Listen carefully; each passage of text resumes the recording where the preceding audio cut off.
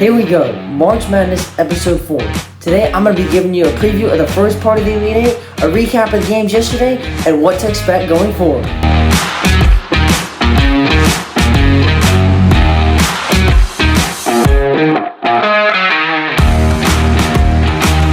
Welcome back to Number One Sports. We have a lot to talk about today, so get ready. First, I'm going to talk about the games yesterday. First, we had Alabama against BYU. Now, BYU didn't represent the Big 12 that well. I'm a little disappointed, but what can you do when someone makes 25 threes? Yes, Alabama won 113-88. For a college basketball game, that is insane.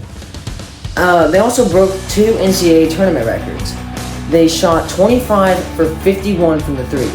That is not only the most three-pointers attempted in a single game, but the most three-pointers made in a single NCAA tournament game. Two records in one night. That is quite impressive. Actually, Texas Tech set that record a couple nights ago. We shot 46 threes in one game. That didn't last long, did it? Mark Sears had 34 points and 10 threes. He tied the record for most threes made in a single NCAA tournament game. Jack Golke set that last year. So, I say he unlocks it into Jack Golke. So basically, I thought it was going to be a close game. I think everyone did, and it wasn't. Like I said, what can you do when you hit 25 threes? The second game that night was Florida and Maryland. Now, Maryland made it a close game, at least for the first half, and they fell apart shortly after that. Florida won 87-71. And I was right about Derek Queen. I told y'all to watch him, and look what he did. He had 27 points. Fortunately, it wasn't enough for them to take down Florida. In my best bracket, I had UConn beating Florida, and then Maryland beating UConn. So that didn't happen for me, and Florida is about to destroy my bracket. So yes, I was cheering for Maryland. I think it was my fault that I was riding so high on them. Like I said, it was my fault. I should have known that you can't beat a good college basketball team with only 5 players. Because I'm not kidding, Maryland does not suck. They play with 5 players. And it is the best starting 5 in the country, but with a deep bench like Florida's, that's not going to cut it. So it was only a 2-point game at half, but Maryland fell apart shortly after that. So I was very disappointed. Now, the third game that night was Duke and Arizona. This one was interesting for most of the game besides a stretch in the second half. So at halftime, Duke had a 6-point lead. I'm going to start with the players who shined. Caleb Love had 35 points for Arizona. And Cooper Flagg had a close performance to that with 30. Both outstanding, obviously. But what else did you expect from Cooper Flagg? Caleb Love, I believe that is a season high. It should be a career high too. So very impressive performance from both of them. And I don't know if y'all saw it, but Cooper Flagg had a halftime buzzer beater from the logo, which was absolutely insane, and that's what gave him that 6-point lead at half. Arizona, like I said, they had that weird stretch in the second half where they kind of fell apart, but then they rallied late and made it a better game, ultimately falling 100-93. Now, this game was painful for me to watch. Texas Tech versus Arkansas. So, I don't even know where to begin. So much to talk about here. I almost cried during this game. I almost had a freaking heart attack. John Calipari was 35-0 when leading by 6 points at halftime, or more. They were leading by 8. The whole first half was a nightmare. I mean, we couldn't make layups, we were missing threes. We shot 25% from 3. Heaven forbid we could do that again. I'm sorry, I just don't even know where to start. There's so much, it was brutal to watch. Point is we struggled the whole game. The last 4 minutes, we rallied late. Darian Williams hit the go-ahead 3, sent the game to overtime. So, Christian Anderson had 22 points. JT Toppin and Williams both had 20. Then, I cannot leave him out, Johnell Davis from Arkansas, 30 points, which was a career high for him. Texas Tech also completed the second largest comeback in the Sweet 16 history. DJ Wagner for Arkansas, he had a chance to win the game before overtime. It was contested by Elijah Hawkins and hit the front of the rim. He got another chance later in overtime to win the game, and he missed again, also contested by Hawkins. I feel bad for the dude, but hey, I can't complain because the Red Raiders won. Heaven forbid we shoot like that again, because if we do, that is not going to fly against Florida.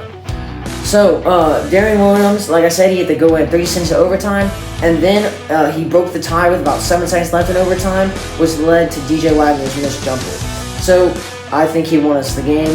You can argue that. Christian Anderson did hit his last 3 threes, which helped us with our 10-0 run. I thought it was a great game. Of course, in overtime. Other than that, it was very painful to watch.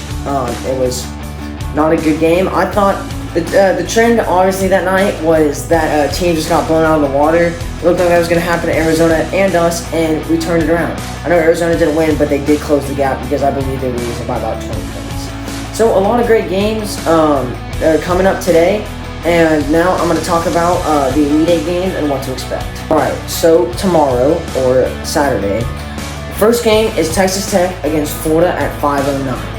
Well, I believe this first game, they haven't announced the other games yet. Obviously, the teams haven't played yet, but I would assume this would be the earliest game. Like I said, if we shoot how we did from the 3 against Arkansas last night, forget it. Florida's going to find. I think Texas Tech will have Chance McMillan back. He is their best 3-point shooter. He's 43% from the line. He's been better this year, but he hurt his foot about a month ago against TCU. He was out for a couple weeks, he came back for a couple games, and then he strained his oblique, and he's been out since then. I think if he's back, unfortunately, I don't think it'll make much of a difference because it's hard to come back, especially in March Madness, and have a great game after you've been out for so long. In Florida, they have a very deep bench, so do we, but I just wish I could say that I felt comfortable in this game, but I really don't.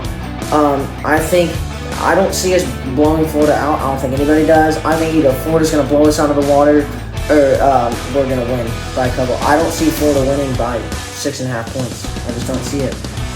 I could easily see us getting blown out, and that's what scares me. I'm assuming there would be a game in between this. Now, Duke and Alabama play at 7:49 on Saturday or tomorrow. Duke is a 7-point favorite, which I was a little surprised by after Alabama getting 75 points off threes the other night. Now, obviously, I think Duke will guard 3 better. They have some taller players. I don't think Grant Nelson can handle Cooper Flagg, so I think he will dominate under the basket like he did against Arizona. I think it'll be a better game than 7 points. I do think Duke will win, just because, like I said, Alabama is not going to make 25 points. I don't think they'll come anywhere close. I don't think Mark Sears is going to go off again. Alabama's still a great team. They will make threes. Mark Sears will have a good game. But I think they're outmatched with Duke's bigs here, with Cooper Flagg. I think Duke's going to win. I think they're the better team. And Alabama's not going to have the same points they did last night. Thank you so much for watching. Don't forget to like and subscribe. I will post tomorrow after the second round of Sweet 16 games, and I will give you another preview of the Elite Eight games. Thank you for watching. I'll see you next time.